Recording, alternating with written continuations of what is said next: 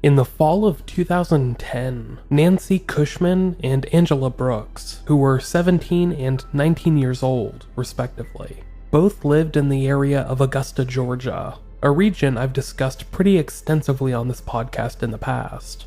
Augusta is a surprisingly large town that straddles the state line between Georgia and South Carolina, and encompasses a dozen or so surrounding towns and suburbs, including Aiken, South Carolina, another decent-sized town about 20 miles to the north, which is where at least one of these teenage girls had grown up. If you're familiar with this area at all, then you know that the difference between the numerous towns and suburbs is pretty negligible. The surrounding metro area, if it can even be called that, is spread out over dozens of miles, and everything kind of blends into its surroundings.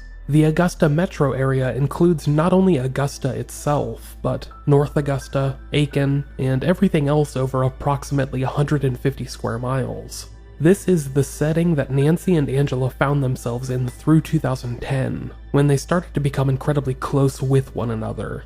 Unfortunately, very little has been written about their relationships with one another in the years since, or really their relationships with anyone, and that unfortunately fits in with a trend that I've picked up on. You see, Nancy and Angela were black teenagers living in the Southeast, and something I've noticed consistently in most reporting, especially when it comes to minority communities, such as the African American community, is that little is documented in regards to their personal lives, unless it includes some kind of involvement in gang or criminal activity, neither of which is prevalent in either Angela or Nancy's stories, thankfully. But as a result, very little information is out there about either of their lives, other than their fateful ending, which happened in Augusta on Thanksgiving Day, 2010. This is the story of Angela Brooks and Nancy Cushman.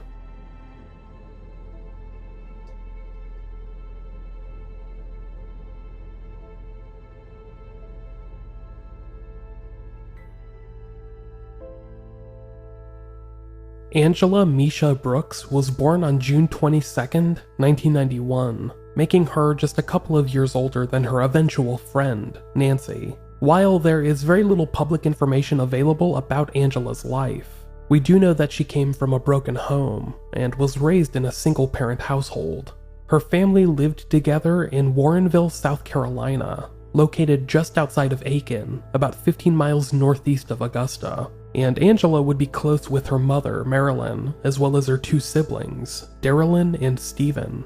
Like I said, very little information is available for who Angela was as a person, but her family describes her as a fiercely loving and hilarious person, who was always quick to make a joke and seems to have cared deeply for everyone around her, especially her nieces and nephews, Darian, Dre, Raylan, and Zay.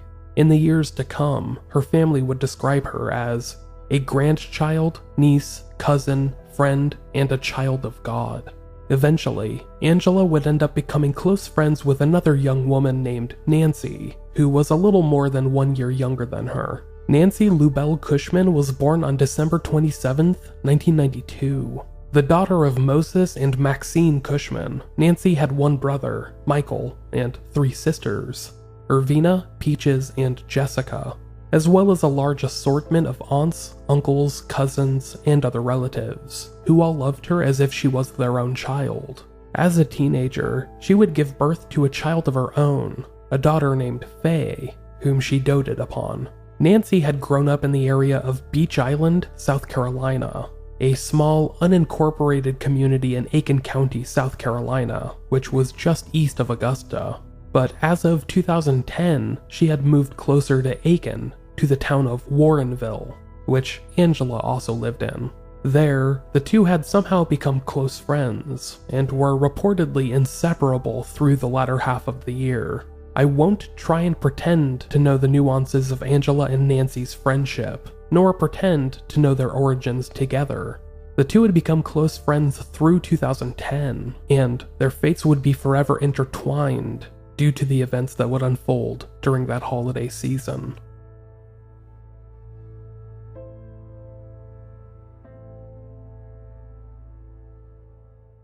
The intersection of Laney Walker Boulevard and Twiggs Street is located somewhat in between the downtown Augusta region to the west and a similarly sized industrial region to the east. While today this region is part of the ever-expanding Augusta downtown, back in 2010 it was considered a much more rundown area, a reminder of the Augusta that once was, when this area was a thriving industrial community decades ago. It was here, in the early morning hours of November 25th, 2010, Thanksgiving Day, that a passerby stumbled upon the bodies of two young African-American women.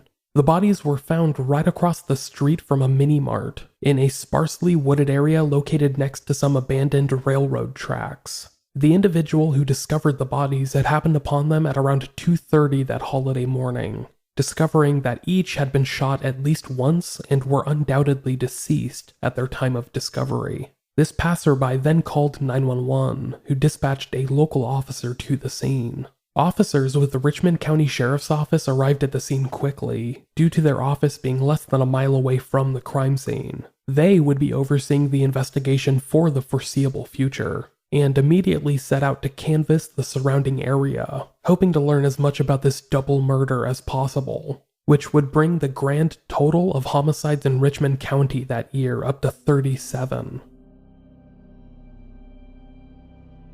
Investigators were able to quickly identify the two victims, who were confirmed as being 19-year-old Angela Brooks and 17-year-old Nancy Cushman, both of whom lived a few miles north, in Warrenville, South Carolina, but had extensive ties to the Augusta region, including friends and extended family. While police would originally remain mum on the wounds suffered by the two young women, they would later reveal that both had been shot at least once. In a later press conference, officials described that both girls had been killed quote-unquote execution style at the location where their bodies were found at around 2:30 a.m., near the intersection of Laney Walker Boulevard and Twiggs Street. Both girls had been seen in the area just a couple of hours before the discovery of their bodies, at around 12:30 a.m. that Thursday morning. They had been spotted about a mile east of the crime scene, along East Boundary Street, which is and was a more residential area.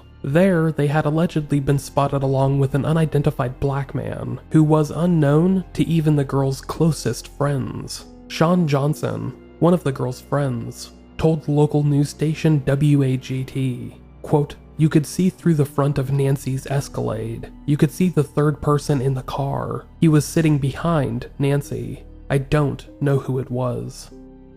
The identity of this unknown man would remain an enigma for the foreseeable future, but the location of Nancy's vehicle would become known just a short time after the bodies of her and Angela were discovered. Following their arrival at the crime scene just after 2:30 a.m., officers with the Richmond County Sheriff's Office had begun canvassing the area, looking for any evidence or information that they could find. During this canvass, they located Nancy's 1999 Cadillac Escalade, which was very hard to miss. It was a unique-looking vehicle, which had a distinctive brown and yellow paint job that made it stand out. The Escalade was found near the intersection of 2nd and Telfair Streets, about a mile and a half northeast of the crime scene, on the other side of the Richmond County Sheriff's Office building.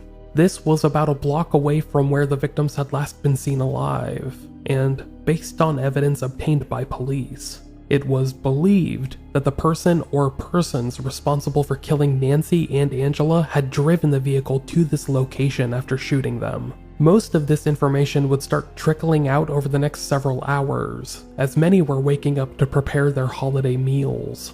It was Thanksgiving Day after all, and millions of Americans were celebrating their day off, in many cases a long weekend, with parades, football games, and turkey dinners. The families of Angela Brooks and Nancy Cushman were unable to partake in these typically joyful activities, as they had to prepare for their first holiday without the two teenagers, both of whom provided so much joy and positivity for their loved ones. Nancy's family spoke with reporters later that day and announced that they would have a hard time finding any solace in the holidays without her presence. especially since she had a 1-year-old daughter who was too young to truly comprehend what it meant for her mother to be gone forever. The families of both Nancy and Angela would spend the next few days grieving, before coming together 3 days later on Sunday to commiserate with one another. It was just a step in their grieving process, but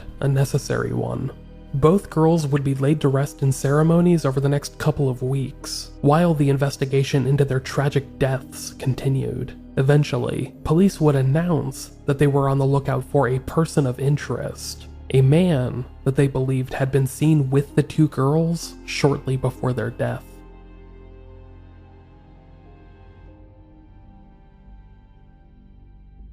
Travis Lorenzo Barian was a 26-year-old man living in Augusta who had been seen with both Angela and Nancy shortly before their bodies were found. Barian had a scattered criminal history dating back to the early 2000s. He had a number of arrests and convictions which included charges of burglary, disorderly conduct, and possession of marijuana. And he had even been charged in 2004 for aggravated assault and possession of a firearm during the commission of a crime.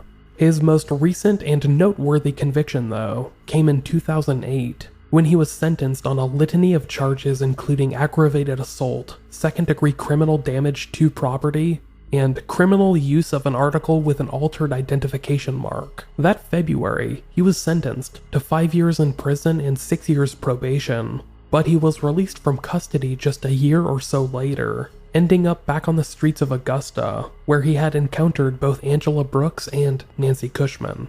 Following the double murder of Angela and Nancy, police announced that they were on the lookout for Travis Barian, who they insisted was not a suspect in the murder, but rather a person of interest, someone who might have information vital to the investigation. It was stated that he had potentially seen both girls within the vital 2-hour window between them last being seen alive and the discovery of their bodies, which would shed light on what kind of activities they had been engaged in at the time of their deaths, or at least who they had been with that night.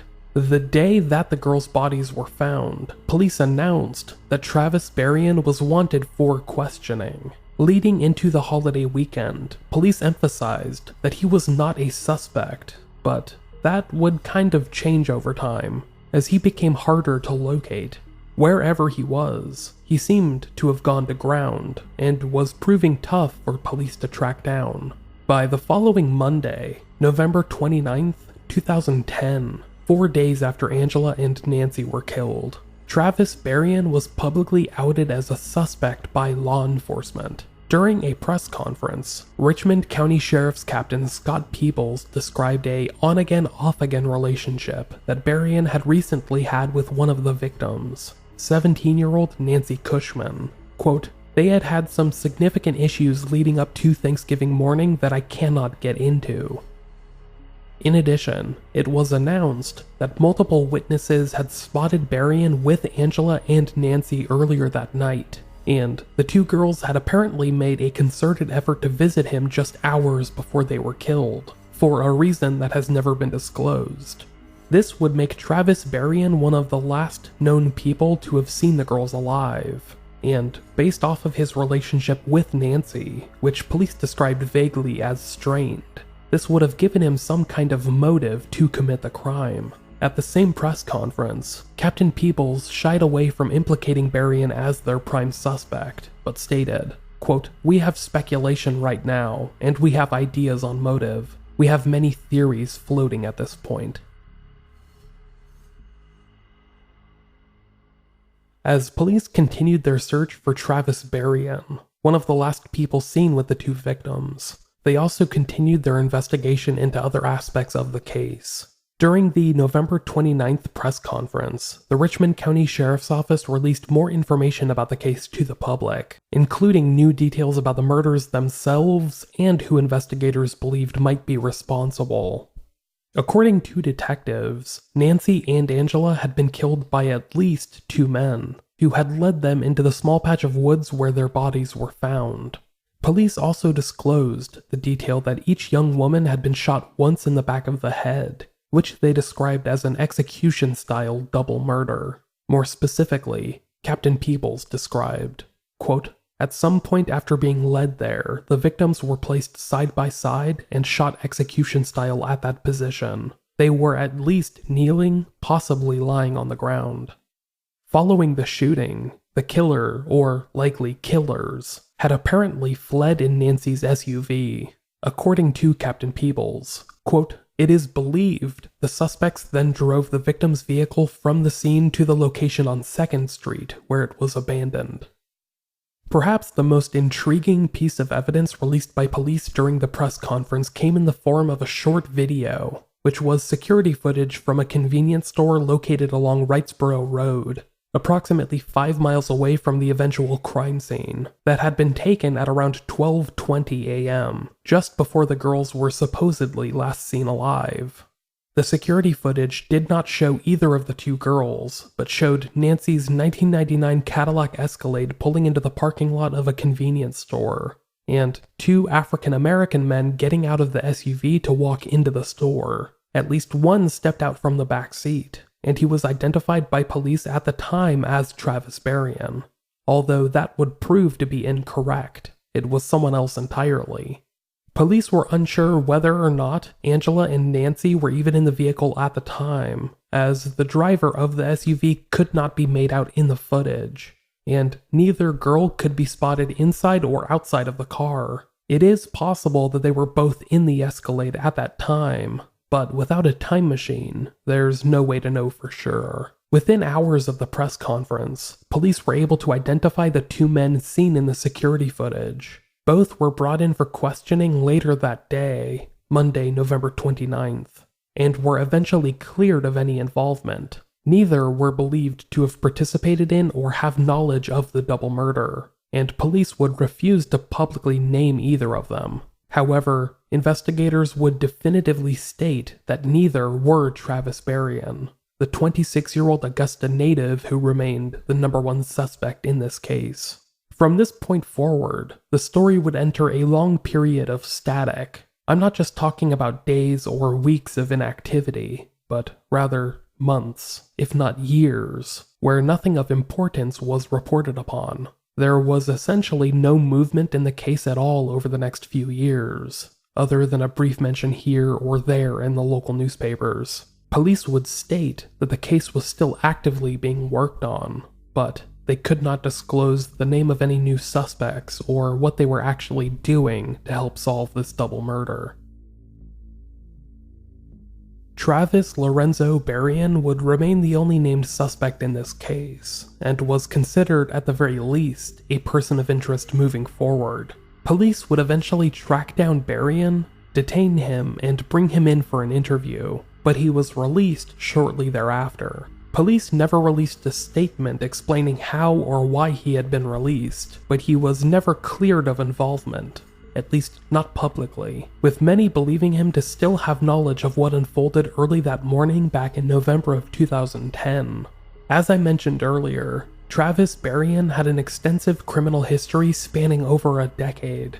He had been arrested and charged with numerous crimes, but wasn't really noted for any violent behavior until 2003, when the Richmond County Sheriff's Office had filed a warrant for his arrest. He had been accused of firing a rifle at a vehicle and apartment, and a subsequent search of his home unveiled a stash of weapons, at least one of which had been stolen. He was later indicted in December of 2004 for aggravated assault and possession of a firearm during the commission of a crime, both of which really put him on police radar. Just a few years later, in February of 2008, he was sentenced to 5 years in prison and 6 years probation for an assortment of charges, including aggravated assault. The presiding judge in that case, Judge Carl C. Brown Jr., had also ordered Barian to undergo counseling and random drug testing, as well as having to earn his GED, according to Augusta Chronicle reporter Travis Highfield, who detailed Barian's exploits in a 2013 article. Barian had gotten lucky the following year, when he was let out of prison ahead of his release date at some point in 2009. Eventually, he would end up becoming a suspect, or at least a highly sought person of interest, in the double murder of Angela Brooks and Nancy Cushman, one of whom he was romantically involved with, and the other he was loosely related to as a distant cousin. Like I said before, he was never charged in this crime, but would remain implicated for the time being.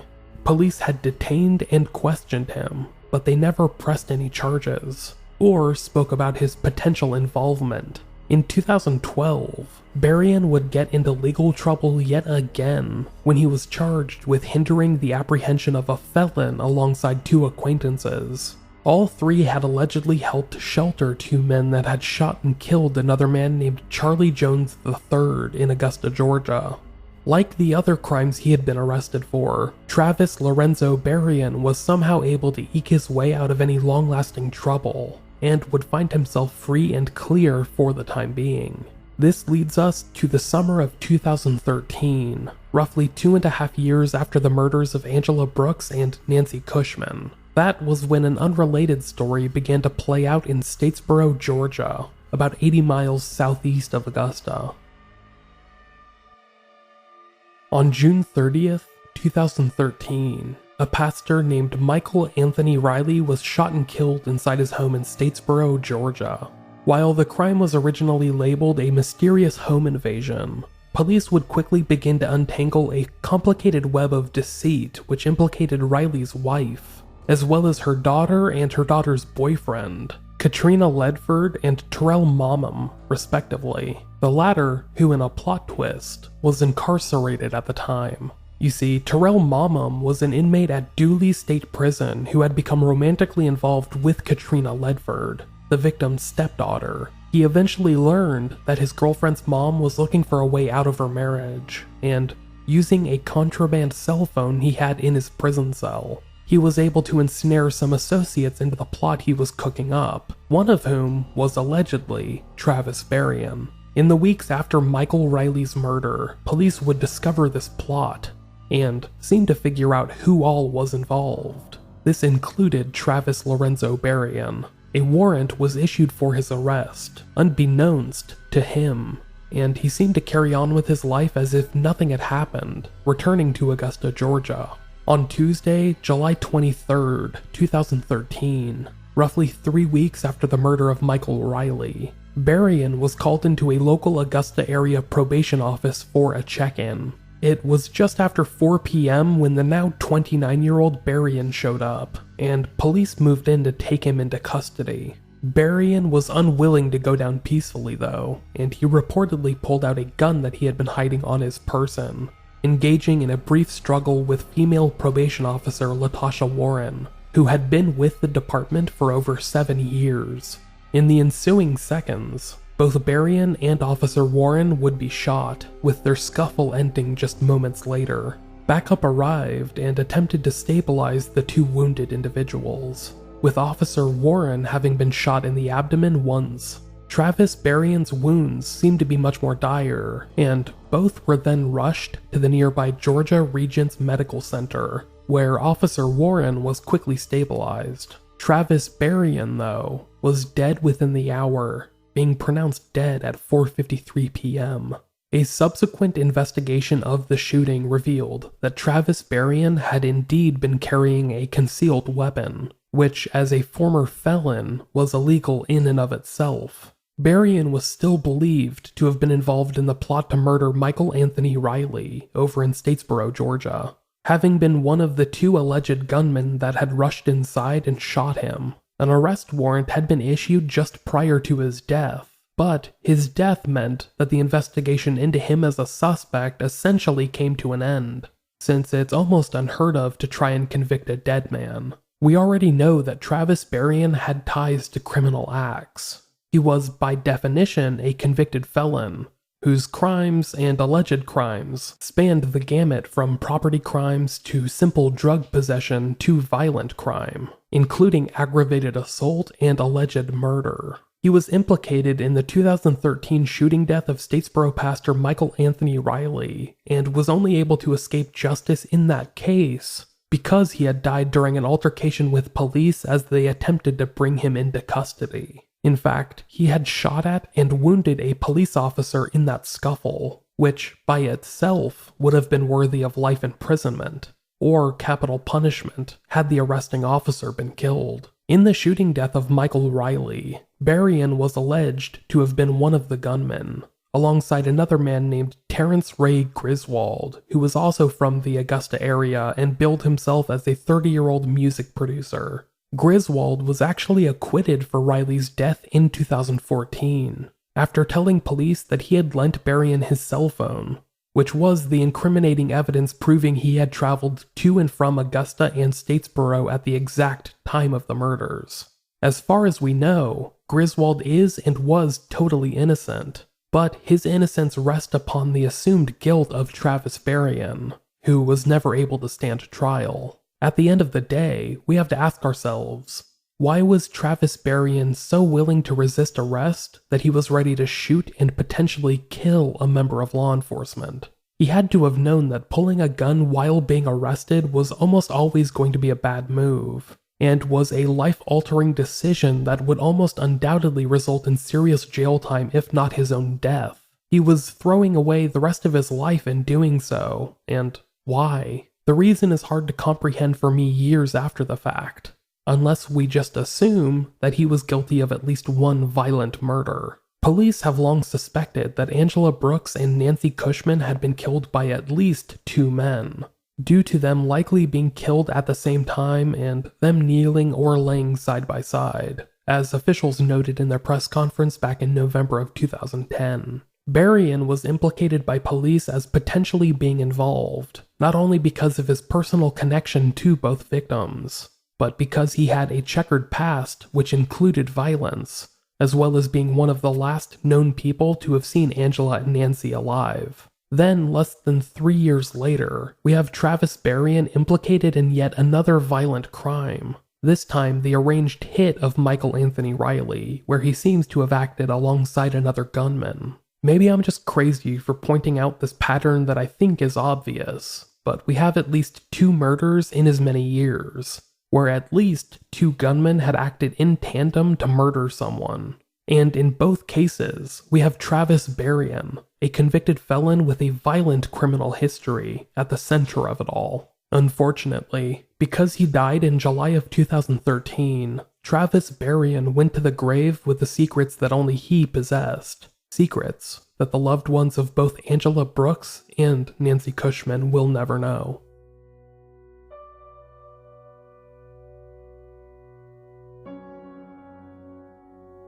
The Thanksgiving Day murder of Angela Brooks and Nancy Cushman remains unsolved to this day, with none of their friends or family receiving any kind of resolution. While researching this episode, I learned that when police discovered Nancy's Cadillac Escalade about a mile away from the crime scene, they discovered a baseball cap inside that might have been worn by the killer or one of the killers. Someone I spoke to believes that police were able to recover DNA from the hat, but this DNA has not matched up with anyone in local or regional databases.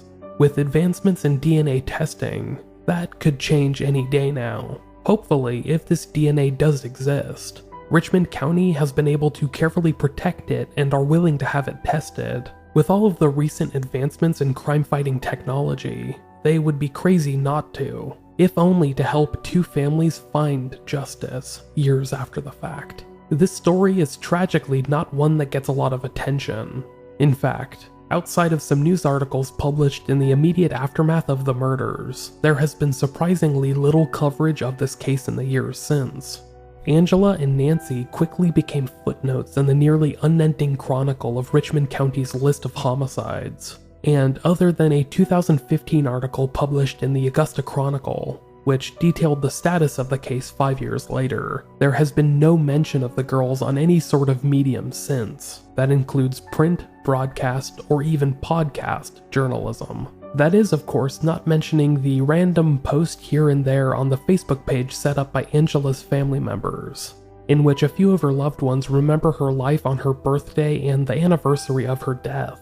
Posts which often go unliked and unnoticed by virtually everyone. In 2015, Richmond County Sheriff Sergeant Brandon Beckman, who was one of the main officers overseeing the investigation, spoke to Augusta Chronicle reporter Bianca Kane Johnson. In the same article I mentioned just a moment ago, he spoke about the current status of the case.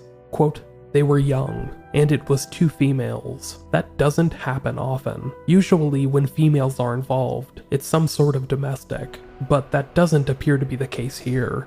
We've had several leads on it, but it's led to nothing solid. If you were to ask me my opinion, I would tell you that police likely identified their suspect early on in the form of Travis Barian, but never had enough evidence to charge or arrest him. Based off of his actions both before and after the crime, I think it's very possible that he was involved in some capacity, but due to his unfortunately timed demise, we will never know the truth of it. Because of that, the stories of Angela Brooks and Nancy Cushman remain unresolved.